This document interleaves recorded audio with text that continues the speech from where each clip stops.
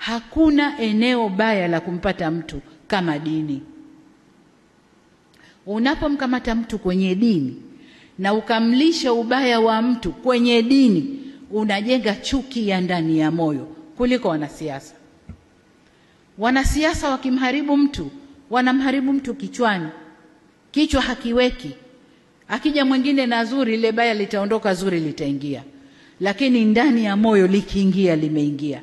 Kwa viongozi wetu wa dini, kaeni kwenye mstari wenu. Dini zetu zote zinasema kila mamlaka imeletwa na Mungu. Kila mamlaka imeletwa na Mungu. Iwe kwenye mamlaka kuna mwanamke, iwe kwenye mamlaka kuna mwanamume, kila mamlaka imeletwa na Mungu. Na sababu ya Mungu kuleta mamlaka hayo, hakuna anojua duniani. Hakuna. Mungu peke yake ndo alikuwa anajua.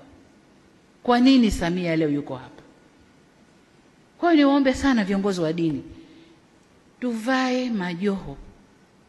Yale majoho yetu yaoneshe sura halisi. Hakuna kitabu chochote cha dini kimesema tutazitumia dini zetu kuvuruga nchi zetu. Hakuna. Ni utashi binafsi wa watu kwa ubaya wa nafsi zao. Kwa msivae majoho ya dini mkatengeneza utashi wenu binafsi kwa kupitia vivuli vya dini. Dini zote, ni waombe sana viongozi wa dini, tusimame, tusivuruge nchi yetu.